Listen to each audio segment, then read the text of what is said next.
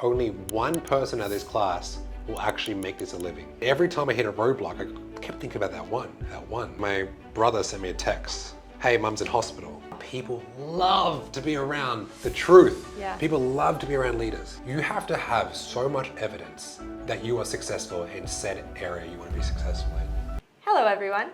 Welcome to the Health Chats podcast. I am your host, Kelsey Grieveson, and I'm sitting here with Patrick Hong. Hello, Health Chats. I'm excited to be here and I'm looking forward to talking to you guys today. Yeah, I'm so excited. So we are in Bali, and for those of you who don't know, Pat is someone who I've worked for over 6 months now. Yeah, 6 month mark. Yes, which is so cool because we met online through, I would say, a very synchronistic experience where we knew mutual people, and the position I was looking for, I wasn't really looking, but I was kind of looking, and it landed in my lap, and I've been so grateful from the day that I started coaching within your company.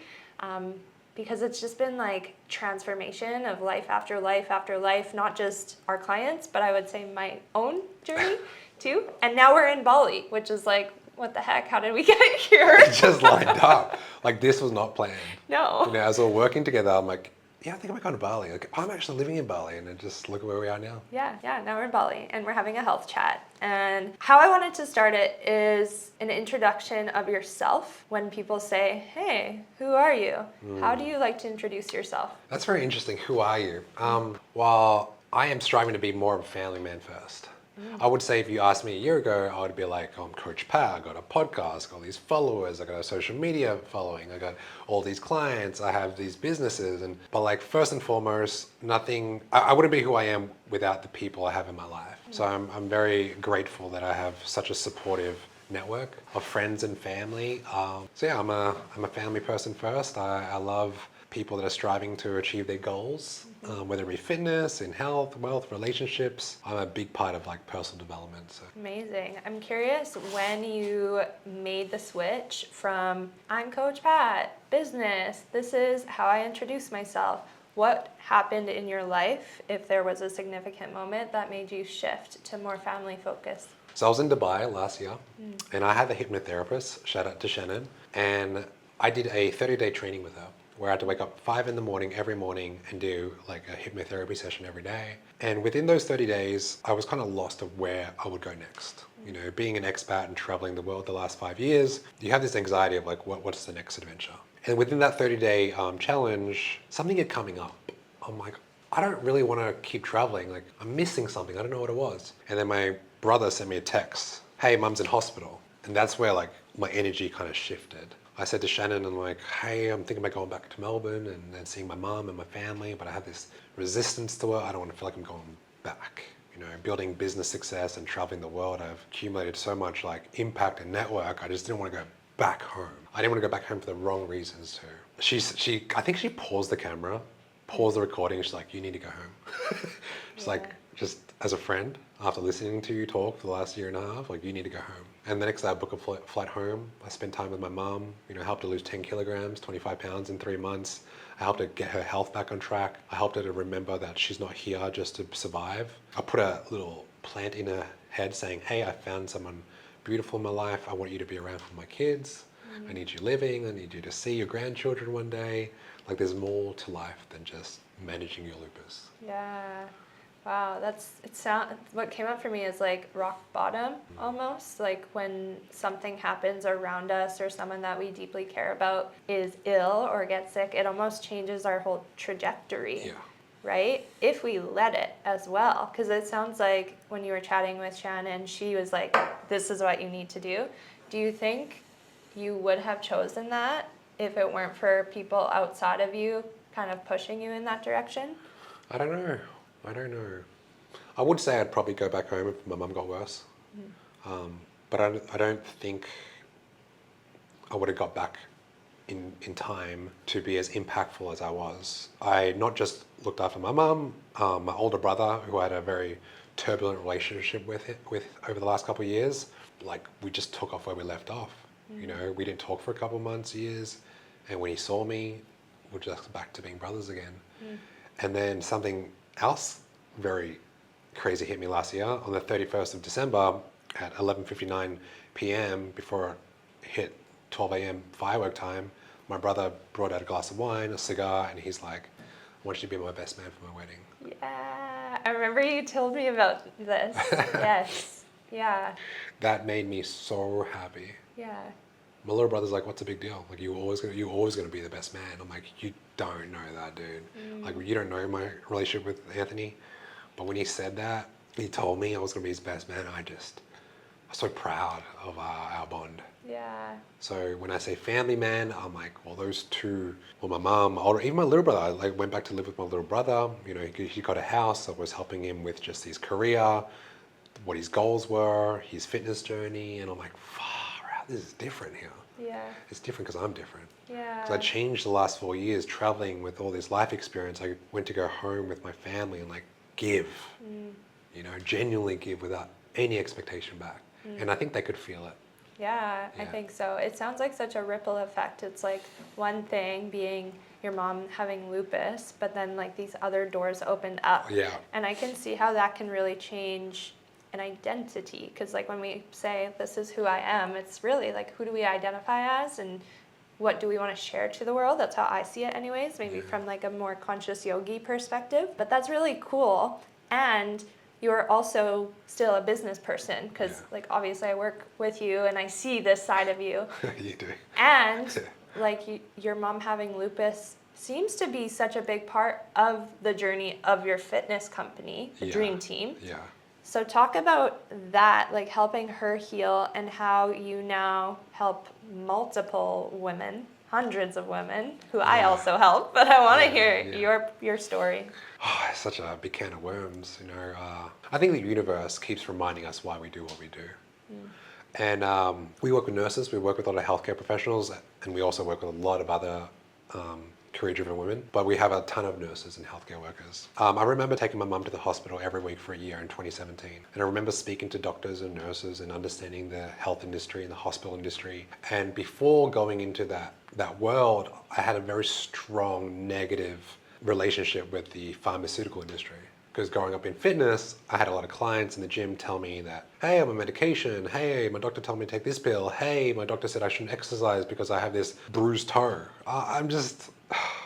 And then every time I took my mum to the medical center, the doctors would be overweight, unfit, giving my mum advice that was just a Band-Aid. Take this pill to soothe your headache. Take this pill to soothe your cold shoulder or frozen shoulder or your arthritis. I just like, why is it that a lot of our clients that we work with are doing the right things, not taking medication and self-healing? And another group of individuals who genuinely just want help go to a professional, doctors, and they just get really basic Band-Aid advice. Yeah. But I only started building empathy for these healthcare workers when I started going to the hospitals and I was talking to the nurses and I realized how tired they were all the time. And I realized they burn themselves out. I mean, a lot of the women we work with in their 20s and 30s, they spend all their life building up a career and building up a family first. And their health has taken a back seat. So they blame their hormones, their metabolism, their menopause, their genetics. And they're like, is this it? You know, so to answer the original question, it does blend. Because I think in business, if it's just about money, then if you make money, you'll stop. Whereas this is more than money, this is impact. And the impact that we have on these women's lives when they say, hey, Coach Kelsey, Coach Pat, I'm no longer a diabetic. That gives me shivers. Yeah. I stop for a good hour and just sit with it. Like, this is not just weight loss. Like, this person just got a blood test back saying she's going to live for another 20 years. Yeah. And her children and grandchildren can actually be with her actively. And it's so transformative too because yeah, I've had a lot of conversations with people who are like, who do you coach? I'm like, it's interesting. I coach nurses and like healthcare workers. Like I'm here helping the people who help people. And So cool. yeah, so I can see that level of impact of seeing how they were helping your mom too in the hospital and like being around it. You're like, how can I help them? Is that kind of how it came to be? Yeah, I realized two things. Long story short, in 2023, I grew my Instagram following to 5 to 1 million followers in about a year. Yeah. And then when we started getting all these clients, I did some market research and I realized the clients that were getting the best results were nurses. And I put 2 and 2 together. I'm like, why is it that like these nurses are getting better results than this accountant or this office worker or this software engineer? I'm like, well, I think they're really good at following instructions. they follow protocols all day at work. It makes sense that if we give them holistic advice, principles that, fat loss principles that are evergreen, we don't market our service as like a quick fix. It was like a sweet spot. Like I found a sweet spot with this industry, and it works. Yeah. Like I love results. I want to see our company get outstanding, life-changing results for our clients. That keeps me going. Yeah. Yeah. Oh, I love that like sweet spot, because it's so true with nurses. It's like, here's the protocol. They're giving protocols to people. Yeah. So us giving them a protocol, if they're willing, like I kind of want to go back to that, if they're willing to really see the importance of pouring into themselves. So I'm curious in that, because like marketing and business and all of that side of stuff, which we were talking about before this, I want to bring that back in. Like, how do you know how to relay that message to someone? Got you. So a lot of the women that we work with are Filipino, and living in Southeast Asia, where we are now, they're very family first. So when these women move abroad, one, it's a big risk, and two, the nature of putting everyone else first doesn't change. But if you look at any extremes in life, if you do too much, there is a cost, and the cost is your health, your beauty, the dresses that you used to wear, the photos that you used to take with your family, the self confidence. There's a cost to that. And what was the original question? How do you relay this message? Great. Yeah. So our message is, if you don't put yourself first, who will? Putting yourself first doesn't mean everyone has to go last. You put yourself first to pour more into the people that you love already. So let's say as a nurse, let's say you're a CNA, certified nurse assistant. The next step is a registered nurse. The next step is a nurse manager. If you keep pushing and pushing and pushing in your career, you make more money to like pour into your family, right? So that's growth. But what about your health? What if you could set aside 3 times a week to work out for 35 to 40 minutes, home or gym, eat the foods you already love, and like we create the most amazing Filipino foods, right? For our clients, and you put yourself first, what effect will that have on your kids, your grandchildren, your mom and dad back home? Yeah. Like, what is the ripple effect when you take the most risks, you go to a different country and you pour into yourself? Like, what can change for generations?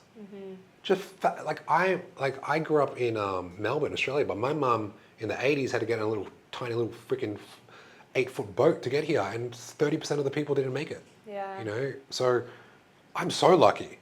I'm the only entrepreneur in my family, and I want to lead the next generation to build more wealth, to build more impact, and shift the Asian mindset of like, get a good job, get a good job, get a good job, get a good job. I'm like, no, I want more. I want to pour more. Yeah.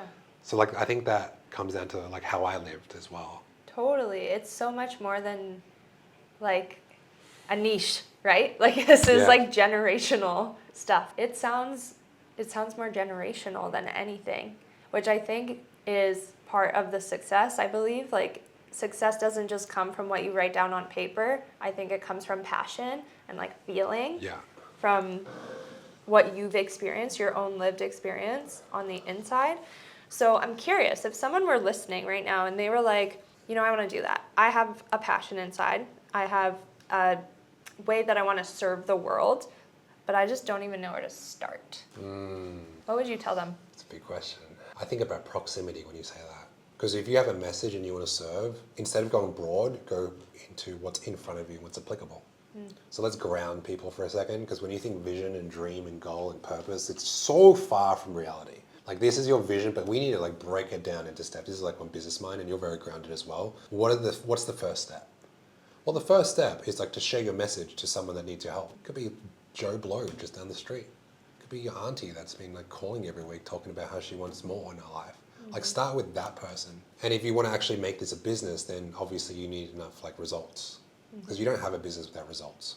So if you have a calling on this world, and you start with your inner circle, whether it be your family, maybe family are kind of like I know my family wasn't receptive to like my passionate ways. They were like everything like very doctor, accountant, diploma, degree. Like, so I went to my friends first. So I took my friends to the gym. I started lifting weights with them. They were getting results. They were like, hey man, can you train with me at 5 p.m.? I'm like, oh, it's costing me time.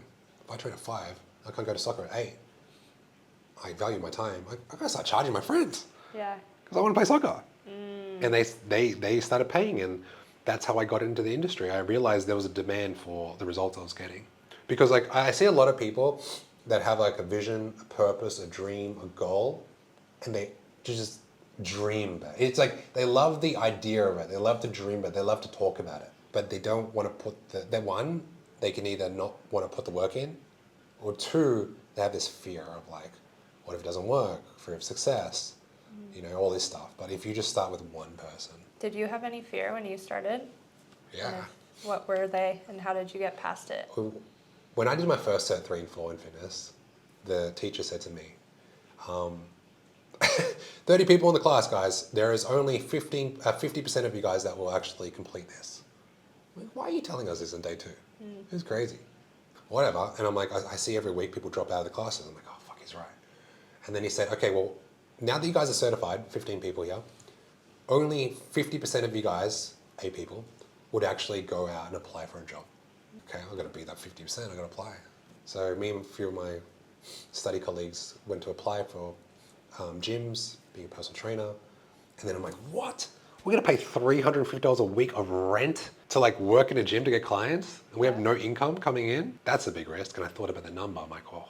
And he said another number to me. He's like, only one person out of this class will actually make this a living. And every time I hit a roadblock, I kept thinking about that one. I'm like, am I the one? So every time I hit a roadblock, I'm like, I'm going to be the one. I want to be the one. Roadblock, I'm going to be the other one. Because my first Kickstarter, so Good Life, they give you Kickstarters. Kickstarters are people that join a gym membership, get 3 free sessions with a trainer. Yeah. I had this one guy, he was 50. Okay. He wasn't all there. Yeah. I don't know, he got something. He wasn't all there, and he was struggling quite a bit to do the exercises. His motor skills were off. Yeah. Squat. So 50-year-old man. Yeah. No motor skills. No motor skills. And then I'm like, I need to like the personal trainer manager told me that you have to sell this person on the 3rd day. I'm like, I don't sell. I don't sell. I just tell my friends to pay me because like it was easy and my friends. But this stranger who's no motor skills, how's going to pay me? So on the 3rd session, I'm like, all the anxiety of like selling this guy my service. And before that, he messaged me in the morning. He's like, I'm having an egg and bacon sandwich from McDonald's. Is that good? I'm like, are these fitness people? Like, is this what I'm getting myself into right now? Yeah. Like, should I drink Coke or Fanta? I'm like, what kind of questions are these? I'm like, I gotta get through this. I'm gonna sell it. And in my last session, I got him to do like a burnout set called sit-ups, but as many reps as you can in 1 minute. On his second set, he was fighting each rep. Yeah. So,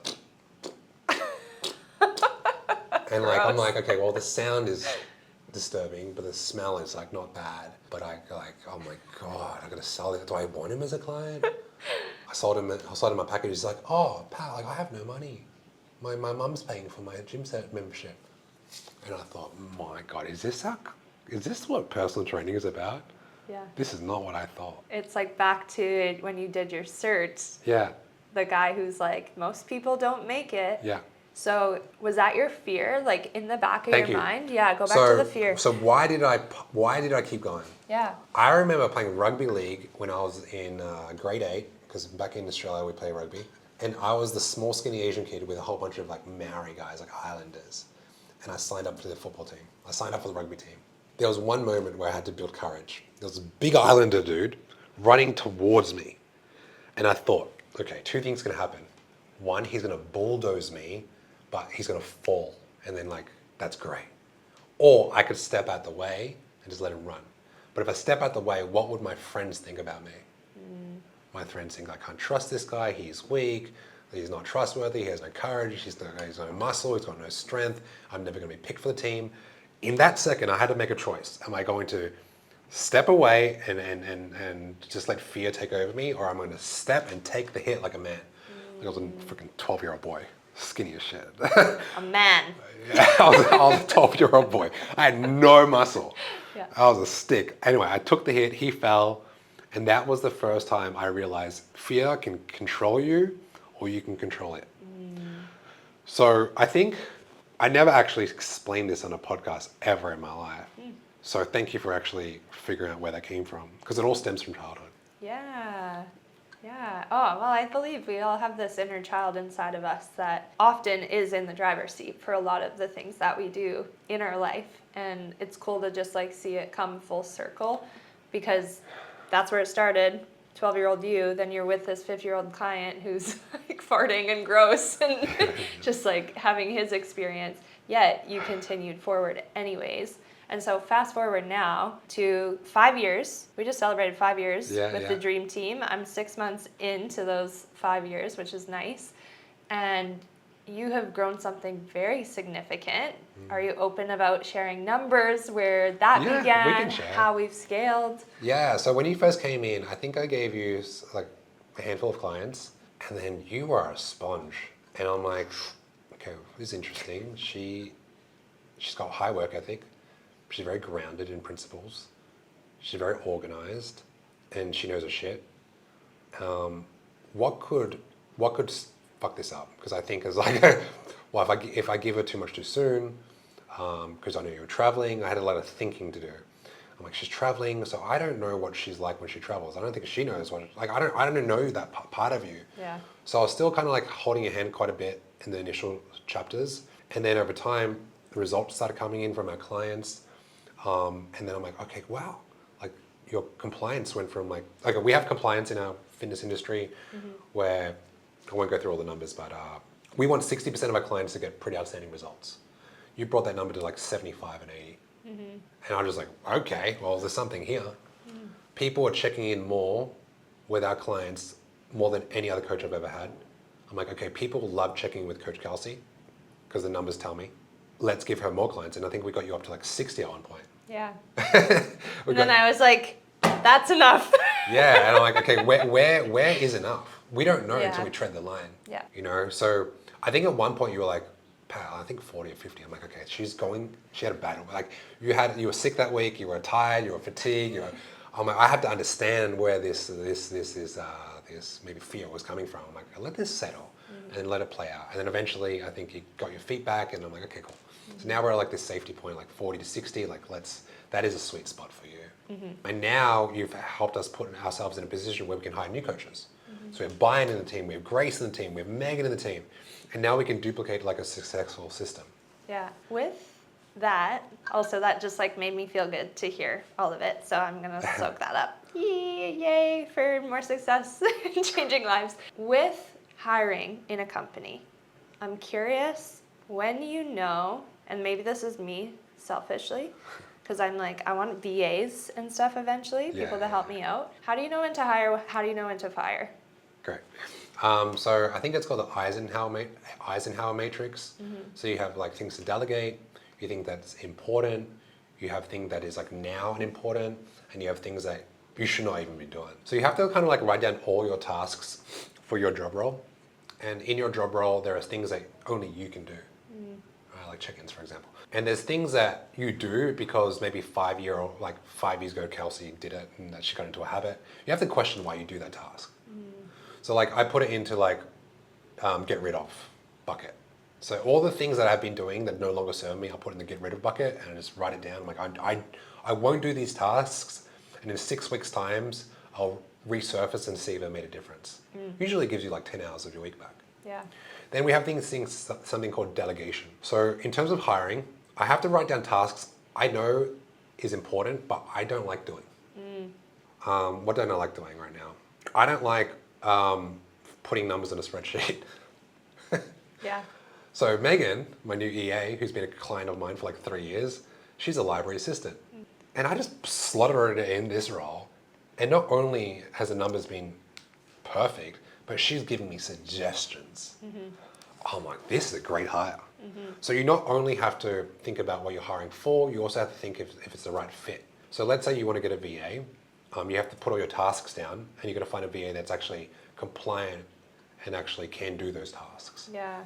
Yeah, some people... When to fire? I've learned that you can't make an emotional hire. I actually took this from the rule book of Trin. So Trin's like, you can never fire, I can never fire, you can only fire yourself. She said that 2 weeks ago. I'm like, I'm using it in all my language now. Wow. So basically, Wait, repeat it. I can never fire you. You can only fire yourself. So back when I was a young entrepreneur, a young business owner, I got really like emotionally connected to my friends and my staff, my clients, which is I always have. But I'm running a business, and I also have to know that to keep the business alive, we have to be in the green. There's green and there's red. Okay, so if I give KPIs to a list of clients, staff members, and they're not hitting those KPIs, which actually negatively affects the culture, the business, the numbers, I have to make a tough decision. And if that person knows up front that's the expectation, then it's not a firing thing. It's like, is it a training thing? Cool, let's train on this. So we're not gonna fire you. Let's train on this first. But first, are you coachable and trainable? So if you're coachable and trainable, let's dig in this for a couple of months. Are you not coachable? You're not trainable? You're not willing to fully take ownership? That's a tricky one. If you're not coachable, trainable, or fully able to take ownership, I can't train you. Yeah. Because you're not even allowing me to. So then we have to ask another question. Well, do you even want to be here? And that's like, then it's really actually a good conversation. Because I realized maybe in 2023 and 2024, I had a lot of people that respected me that felt like they were letting me down, so they couldn't say it. And then I found out like too long down the line, I'm like, I have to let you go. Like, Yeah. you're not performing. But this person didn't even want to be here a year ago. Whoa. That's like, it just reminds me of like relationships, which is going to be a tangent, but a lot of people stay Very in correlated. relationships. Very correlated. Yeah. Even though they don't want to be in it, they stay probably because it's like familiar misery. Yeah. Is that what it is? Like comfortable misery or something? There's a quote along those lines. But something that you said, which is they have to be willing to learn and be coachable. I thought of like extreme ownership from you as a business owner, because You the read the question book? that came You up. read that book? I've read it, Yeah. yeah. But a question that came up is like, okay, well, what if you don't want to train them? Like, what if you just want them to come in and like have those skills? Is that a reason to fire? Or do you have to have that ownership as a business owner? Why don't I want to train them? Yeah. I got to sit with that. Maybe that person said something to another person in the team that I really didn't like 4 months ago. I kept them on because their numbers are good. I'm keeping this person on because their numbers are good, but like no one else likes them. I'm keeping this person because they're making our team so much money. And then I have to ask myself a question: am I doing this for the money, or am I doing this to like impact the world? Yeah. So it's a bigger question. If I'm going to impact the world, well then I'm not training this person because I don't think she or he is going to help me impact the world. So what am I doing? Am I settling for comfort, or am I on a bigger purpose and a bigger mission? So I have to like really sit with myself as well and ask myself, why am I avoiding this sweaty palm conversation, I like to call it? Yes, the sweaty palm conversations. People who have the most uncomfortable conversations are the most successful people. You're right. And those people that do that often enough, they make it a part of them where it's no longer comfortable. Yeah. Oh, no longer uncomfortable. It's Yeah. just a part of them. It's just part of it. And Oh. people love to be around the truth. Yeah. People love to be around leaders. Yeah. Oh my, it's so refreshing to have someone tell you the truth, whether it's bad or good, whether you cry or you smile. The next day, you're like, how can I keep this person in my life? He or she did not have to tell me this. Who has been one of your biggest inspirations or leaders in your life? Tony Robbins, for sure. You know, I put a post up 2 days ago, and I put up 8 names of people that influenced who I am today. It was Tony Robbins, Dan Martell, Brian Mark, Jeremy Pogue, Dr. Paul Cribb, my mum, my older brother, and my grandma. Every single one of them played a part of who I am today, because I'm a student forever. They all gave me things that I needed in that season.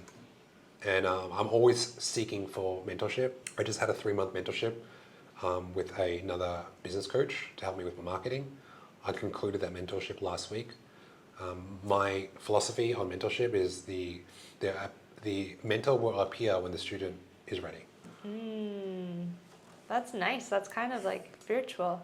That's what I say about yoga is you don't find yoga, yoga finds you. It's kind of I can similar imagine. in that sense. I'm curious to talk more about life and like loop back to how we started this conversation. Do you ever struggle to separate life and business? Life and business. When I think about life and business, I think about unison, I think about alignment, I think about one or the other. Because the people I've selected in my life, I don't ever have to choose. Yeah. Because those people I've selected in my life they wouldn't be around. They wouldn't be able to be around me if they felt like I had to choose. I think from past experiences, I think we all learn from our lessons. You know, I like to think that people are in your life for a lesson, a season, or a lifetime. And I think about the people that were in for a lesson in the seasons. I think about what did I learn from those. I lost some best friends because I realized they were best friends for a season. But I sit with that for like months. I don't get down on it, but I'm like, I lost this friendship. Why? How? Was that okay? What was the lesson? How can I not do that again? Where's my responsibility? When I curate new friendships in my life, what did I learn from my past relationships? I don't know if I answered your question or not. You did. The word that came up for me is like, that's actually very grounded. And maybe because you're like 7 years older than me, so been on this life journey a little bit longer. And I think the more you know yourself, the more authentic you are to yourself, the more you'll attract more of that. And so that question came from me from a place of like, yeah, I'm still getting to know myself. And the right people will accept you as you are. Yeah. And the people who are not meant to be in your life, they just won't be in your life. So now it sounds like, yeah, you don't even have that separation because business is such a big part. Yeah, it's a huge part of me. Yeah. I think of business as an impact. It's my purpose. It makes me, I get to serve. Like a man without a mission is I feel like is a boy. You know, I feel like every boy comes to a point where they do something bigger than themselves. Yeah. Yeah, it could be a family man. It could be like, I want to be the best gardener in the world because like when I was a kid, my dad told me how to like grow crop and this is the way he showed me how to do it. Like I'm in business for fitness doesn't mean like someone else needs to be in fitness for business. They might have something else. How long did it take for you to find that like cohesion between the two? Did you feel like it was always this way? I think who you choose to spend your time with validates your choices in life. I think every time I spend time with people I love, it constantly reminds me that I'm in the right spot, I guess. But I did struggle with business and life for a long time. I separated business, fun, partner. They were all separated. So what I would do is like, let me go have fun and hobbies. Don't put business in here and don't include my partner. Let me go spend quality time with my partner. Don't include business because she doesn't give a fuck and she doesn't care. Don't make it fun because like maybe that person just wants to build a family. In business, even in business, like sometimes I'm in business, I'm like, all I want to talk about is business. And then I would build a disconnection with my team. Like, fuck, does Pat have a life? Yeah. Like, does Pat have a life? What the fuck? Like, I'm an employee working for this guy. Why? Just for a paycheck? I can go anywhere else. Yeah. So I in 2023, because business was my life in 2023, nothing else mattered. I sold everything to my name to grow this company. I made a lot of sacrifice. Would I have done it again? Probably. Because I'm now a different individual because of it. Because I think there's in times where, let's say you neglect one of these three areas. Let's say you neglect relationships for like, I don't know, a couple of years. And you go build money, you build health, you build fun, you build friendships, but you block this part of your life. By the time you hit rock bottom, because now you feel alone with all this money, you have to go back here.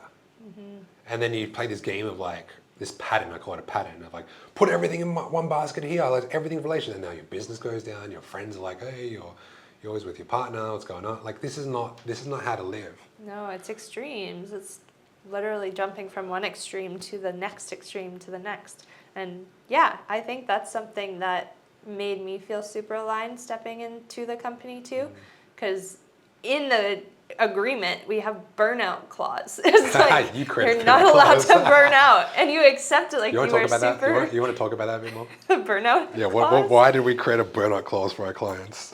Oh gosh. Well, it's more. I mean, yeah, for me, and it's because I've lived in those extremes too. So stepping into something where I was like, yeah, I'm going to be committing my time and energy and effort. When I commit to something, I commit, and I know myself. I love extremes in the past. I need this in here to make sure that when I'm having conversations, it's like this open playing field that's like, hey, I'm a human. Like I actually need to take a breath and like go on a date or go on a beach walk or take the day and go to these pyramids out here in Bali and do a weird hippie thing. Yeah. And so just having that, I think it leaves room for living. Yeah, you do that for sure. You live in, I don't see you choose between one or the other. Not anymore. Yeah. Yeah, but I also think that's because I am surrounded by you, and we mirror that really well, which is nice. I appreciate that. Yeah. All right. So, for new people starting business who might be listening, I feel like there's a lot of like inspiration in this conversation. It's like, just go for it. Like, go after your passions. My first podcast I created was called Think Inspire. Yeah. Because in 2020, I had 2 gyms that got shut down by COVID and I had nothing left. Like you talk about rock bottom, I had nothing left to give to this industry. Spent 7 years in it already from 2013 to 2020, hit rock bottom, wasn't making money, couldn't do my services, government shut all business operations down. And I'm like, I still have a voice. I think I went to some spiritual freaking event and this person was doing my chakras. She's like, I was not in spirituality. My girlfriend made me do it. So I went in there and she's like, your throat chakra is blocked. I'm like, girl, what are you saying? Speak English to me. What the fuck is throat chakra? It's like, I feel like you have something to say, but there's something blocking. Anyway, I don't know what the fuck she's talking about. So I go home, I sat with her. I'm like, why did that sit with me? Because usually, like, I hear a lot of people talking about their life philosophies. I hear people talk about their life philosophies, and I'm very skeptic at first. I'm very, like, if I don't know you, if you're not in my inner circle, who are you? I gotta have some sort of referral. This is a random lady at some event promoting her services that I was not interested in. I got forced to do this. But it sat with me for a week. Yeah. I'm like, oh, she's right. I do have a message. So I opened this podcast and I'm like, you know what? I'm going to do an episode a day, Monday to Friday, for 6 months and see where it lands me. So I took out a microphone, I had a fear of public speaking, and I just spoke on this microphone. Wow. And I had this one listener, which was a client. And every time I feel like giving up, she would message me. She was like, hey, it's COVID right now. I just want to you know that please do your podcast on time because I go for runs at 7 a.m. I realize you did it at 7:30. My runs are like halfway through. I love that. That's so good. I'm like, fuck, this woman's holding me accountable. Yeah. I'm just listening to all the rubbish that's coming. Like at the time, I thought like, I wasn't very articulate at the time. Yeah, what were you talking about? I was talking about inspiring your life when I had no inspiration. You were just reading quotes off of Google. I wasn't doing that. I was talking about not giving up. There's the only thing that I felt like I was good at the time. I'm like, don't give up. I'm doing this podcast. I was talking about fitness. I was talking about health. I was talking about the industry. I was talking about depression as being the highest that it's ever been in modern day times and what to do about it. We need more blue light. We need steps. We need nature. We need to move our body. Alcohol intake has risen in Western countries for the last 6 months. Without exercise and more alcohol, you are going to be a fat, depressed person at the end of all of this. Yeah. So that was the message. That lady that kept tuning in was the reason why I kept going. You know, so when you think about inspiration, you think about others, not yourself. Yeah. Yeah. Yeah, and even if it's just one person, like you said before, just like who in your circle, who's the one person Kelsey. that you can... Look at that. What's that say? One life a day, yeah. That's all I think about. I think about every day, one life a day. Who am I helping? Every day, one life a day. Yeah. Could be a text message, could be a consultation, could be a client call, could be a friend. Yesterday I called a friend. I called him like, dude, I know your account's been blocked the last couple of months. I've been thinking about you. Like, dude, last 3 months I've been miserable. I got a baby on the way. I'm just so depressed. I just forked out $5,000 to get my Instagram account back. You know, my account's been down. I paid to get it back recently. I'm like, dude, I got someone. I didn't know, if I didn't make that phone call, I don't think I would have made that connection. Yeah. You know, so I abide by that. Wow. Yeah. So, I have one or a couple last questions, one before the last one. All of this, because I remember when I was there, all this inspiration is nice, it's motivating, it's awesome, but there's still a bridge to taking action. What is that bridge? We do that, me and you do that really well. Yeah. We take action before we're even ready. We're action takers like yesterday. But a lot of people are not like that. How do you pave that path to action when you're in this place of like ideas and passion and whatever? Can I genuinely want to know. That's why I'm not deflecting. I would love to know what advice do you have to people that want to do something that don't take action? What advice would you give? And I'll answer afterwards. Mine is always lean into fear. So whatever it is you're scared of, write that fear down. For me, I was afraid of public speaking. I was afraid of being in audiences, afraid of filming myself on camera, afraid of teaching too much yoga. Whatever the fear was, I was like, okay, I need to do that thing. And I was never ready. Sounds like you built the muscle for it. Yeah. Because if you do it constantly enough, you have a pattern. So we have what we call your physiological response. So physiological response comes from childhood. If you're scared of jumping in the deep end of the water, that will show up in your adult life because that's your first physiological response. So for someone like you, fear, take action. That's a physiological response. Yeah. So every time you do that in small increments, the big one comes and you're like, whoa, well, I've done all the little mini ones. I could probably try to do this one. Let's just attempt it. Let's just go in. So I got a hack for this. Okay. Get around where people are doing the thing. So, you know when you're around a whole bunch of like fitness people or like people that are like, hey, let's go for a run, or hey, let's do this. Hey, two things will happen. For you to stay in that circle, you're gonna have to do the shit. Yeah. It's gonna be uncomfortable. But you normalize it. Your physiological response will start normalizing the behaviors based on your peer group.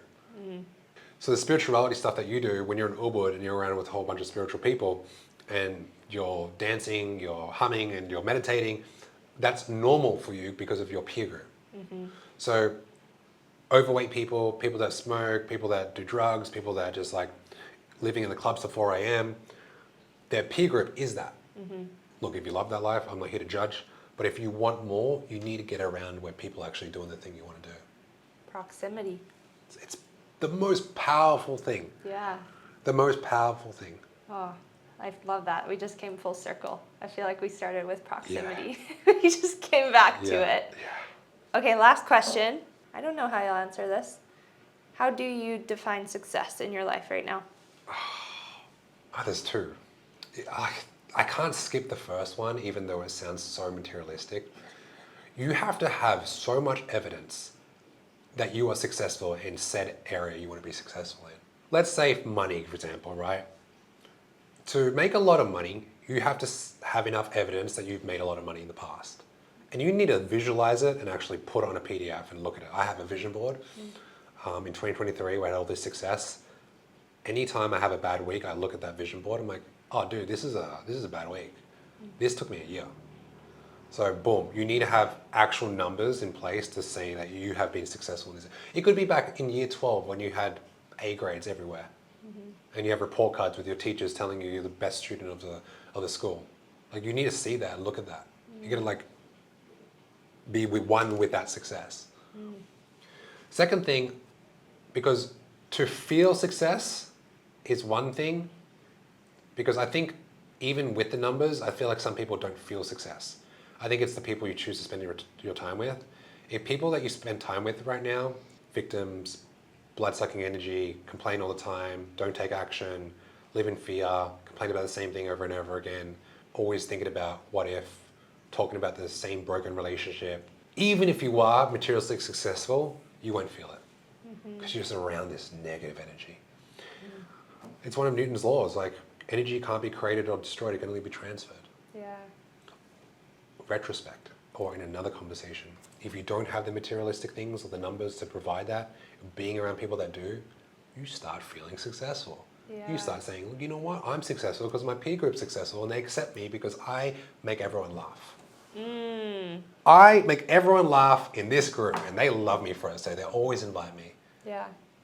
Like, what is your unique mechanism as a personality to provide to this peer group? Yeah. So it's like a feeling. Success, you would define as a feeling, A mindset. a mindset. Yeah, success is a mindset. You're around people that are with negative mindsets, you'll become a negative mindset. You're around people with positive, affluent, abundant mindsets, you will be that person. It's only inevitable. Wow. Well, I feel very successful in knowing that. Do you feel successful? Yeah, I feel very successful. I'm Yeah. recovering from a cold. The last 3 days, sitting down, watching the World Cup. This is the most energetic I've been. Yeah. I can't bring this out of me if you didn't ask me these questions and ask, like, we're serving people right now. Yeah. This person gets created through the container we build. Yeah. Because if you're not here, I'm watching the next game of the World Cup. Yeah. And I'm just sitting there recovering. You know what I mean? Transfer of energy. Aw. Well, I Yeah. feel so grateful. Thank you for this conversation. Look at us in Bali, Yeah, doing the thing. doing the thing. Do you have anything you want to share that you feel like I should have asked you or you wish? For anyone that's listening to this podcast, if you feel inspired, write down what inspired you on this podcast. And what's that one small action that you can take? Not a big action. Like I know a lot of the people that are listening have these big dreams, visions, and goals. But instead of going there, let's reverse engineer and just think about the one step. Oh, I should call that mentor. Oh, I should message that guy on Instagram. Oh, I should start my 5K step journey tomorrow. Oh, I should stop vaping. Oh, please stop vaping. Let's do that one. Yeah. That's a whole other podcast. So whatever it is, do that one step and let it compound every day and keep listening to your podcast. You do it 1 week? Yeah, every week. Yeah, keep tuning in, because if you keep tuning in and you keep receiving the message, it becomes more real, more real, more real. You got to listen to something 9 times before it sits in your physiology. And you've got like 60-something episodes to listen to, so. Exactly right. Yeah, great advice. Yeah. Thanks, Pat. High fives. Ooh, crushed it. All done.